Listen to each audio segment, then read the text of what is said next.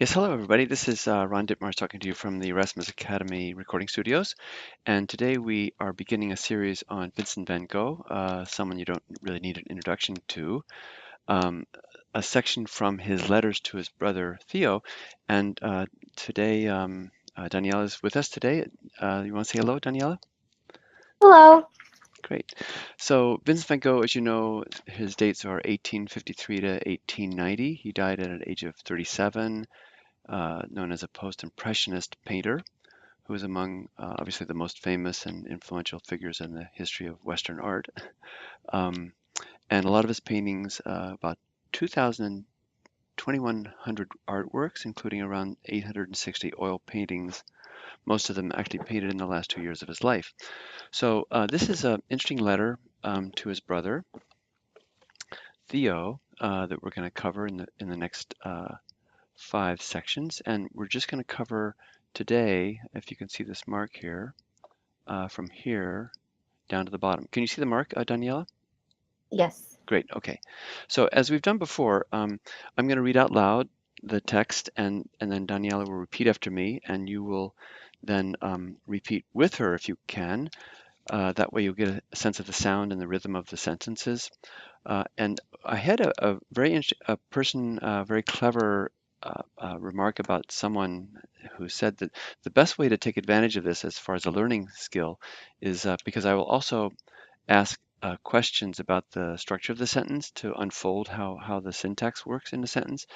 And that person had the idea of pausing every time I asked a question because I asked the question and then Daniela will answer. And in the same way, you should be thinking about what the answer would be just as we break down the structure of the sentence together.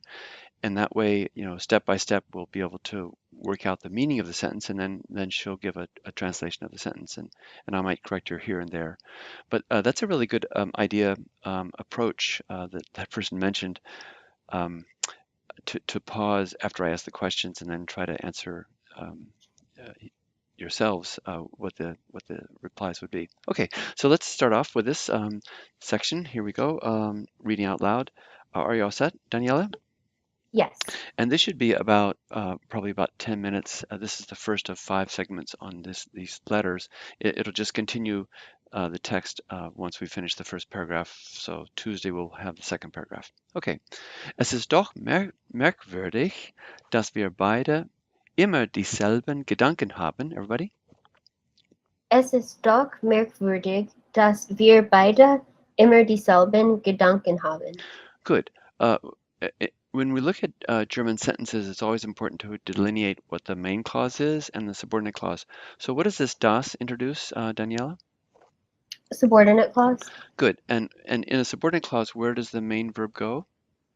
at the end of the sentence. Good. And if there are actually two verbs, then this would be actually reversed. So here you have haben, that we have, etc.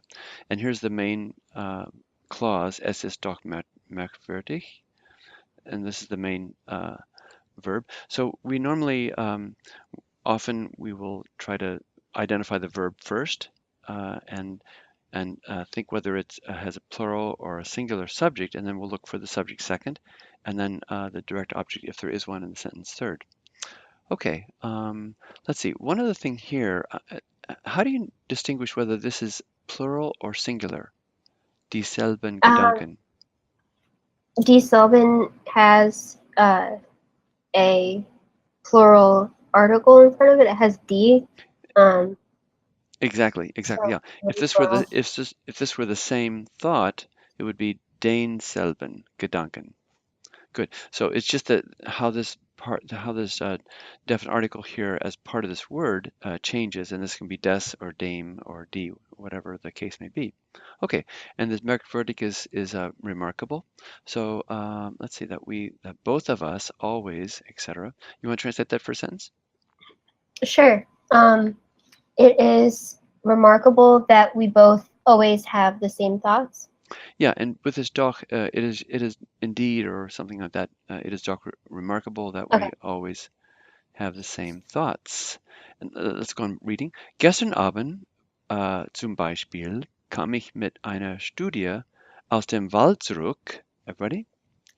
Gestern Abend zum Beispiel kam ich mit einer Studie aus dem Wald zurück.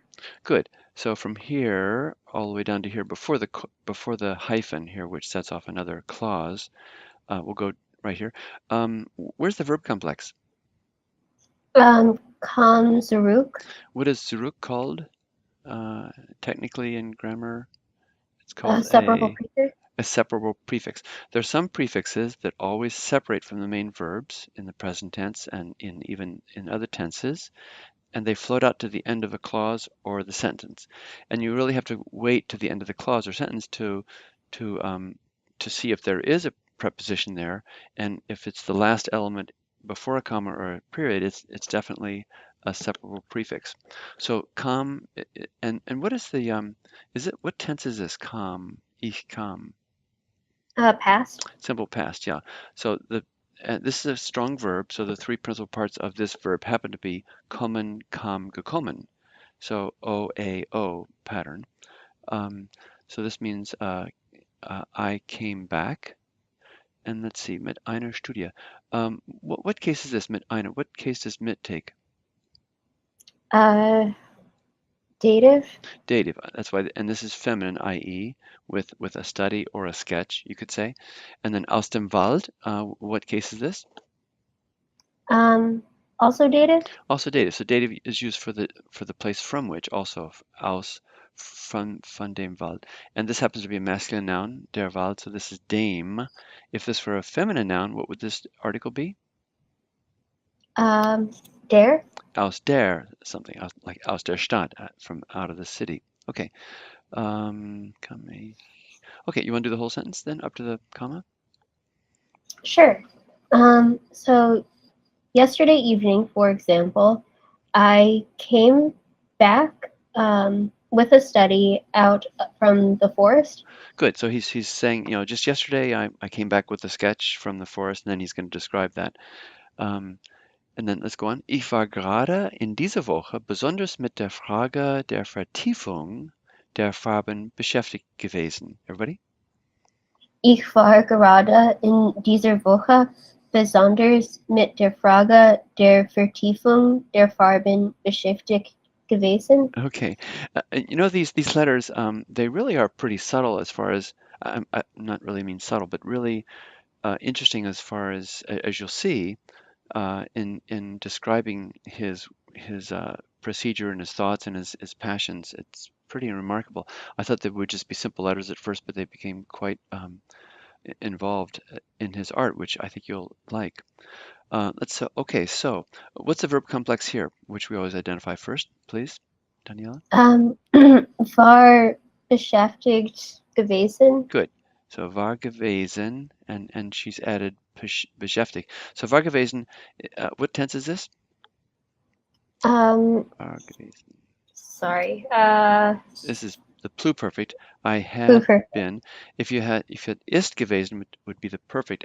I have been, but ich war gewesen, I had been. And then beschäftigt is just a past participle serving as a predicate adjective. I had been occupied, or I had busied myself. Just gerade in dieser Woche. Besonders is especially, as it works as an adverb. Again, mit takes what case again, Daniela? Dative. Yeah, with the question der, this is feminine noun. Lots of nouns with two syllable that have e at the end are like almost 95% feminine.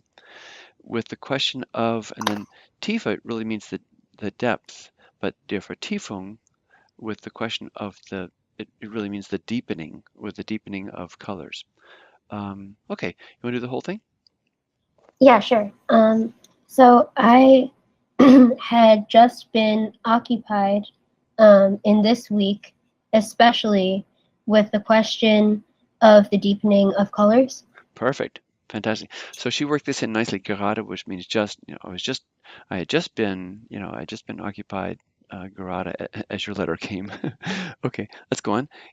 Gern hätte ich mit dir darüber gesprochen an der Hand der Studie. Everybody? Gern hatte ich mit dir darüber gesprochen an der Hand der Studie. And they're just going on. Die ich machte. die ich magte, Und siehe da. und siehe da. Let's go up to there. Okay, so here, what tense would this be without the umlauts? This hatte gesprochen. Past, simple past.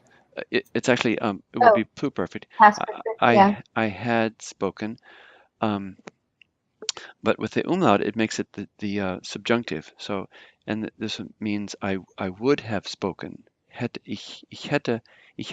And notice that with gern, any sort of adverb that begins a sentence results in a reversal of the verb or the helping verb and the subject. Here's the subject. So literally means ich hätte gesprochen. I would have spoken. And then if you add gern, which means to like to do something, I would have happily spoken with you um, concerning the study. Which now what is here's a relative pronoun. What is it? What is its antecedent? The study. Yeah, and so the form of the relative pronoun is determined by three factors. Two of them are the number, like singular or plural, and the gender of its antecedent, and then by the function of the relative clause in the relative sentence is the third factor determining it. Okay, um, which I made, obviously the sketch which I made, and sia da. What is this form? What voice is this? Imperative. A little bit tricky. Yeah, it's an imperative. Some of the strong verbs have different forms of the imperative, which you just have to learn. And it means, and look there. Okay. All right, you want to do the whole thing up to and sia da from here? Yeah, sure. So I would have liked to have spoken about that with you concerning um, the study that I had made, and look there.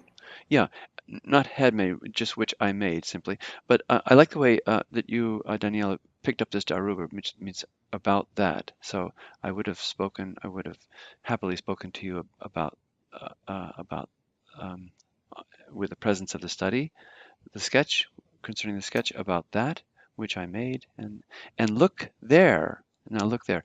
Dann go on. In deinem Brief von heute Morgen sprichst du zufälligerweise darüber. Everybody? In deinem Brief von heute Morgen sprichst du zufälligerweise darüber? Good. See, heute Morgen means literally today morning, but it means this morning, the way they express that. So in your letter, simply dative, in your letter from this morning, and going into the present tense here, you are speaking or you are talking um, zufälligerweise means coincidentally about that, about what? Because these darüber always sort of anticipate something that's going to follow. About that now here let's see, just go up to this line here, then we'll pick up this last part separately. Go ahead. In your letter. Uh, in your letter from this morning, you coincidentally uh, talk about or are talking about that. Yeah, that and now in this sentence remember, let's go back to identifying the verb first, and because when you get into a complicated more complicated sentence, you really need to know the core sentence, which is made up of the verb first, identifying that, the subject second, and the direct object. So where's the verb from here all the way to frappierten? Frappierten. Good, good. That means a sort of funny verb. Uh, it means to astonish. So they, I don't know if a frap or there's a word for a nice milkshake in New England called the frap. I'm not sure if it's related to that or not.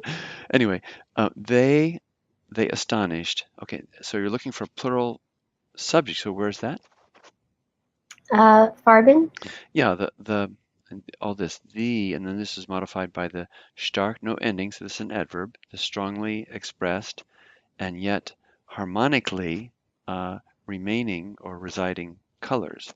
So this happens to be the subject. Now the clue is that is here in this dependent clause or subordinate clause you have dich, and this cannot be the subject, although our English here wants to see the first element in the sentence as the subject, but it's this is actually a direct object, so you have to sort of hold that in abeyance, hold that aside until you find the verb. So they astonished, and then we find out that farben is the main verb, the main subject. So the colors astonished you, and then so this would be that the that the colors that you on Montmartre, this is where the collection of the artists would, the square where the artists gather below the Sacré-Cœur overlooking Paris, where they show their works of art, and there are lots of ateliers around there.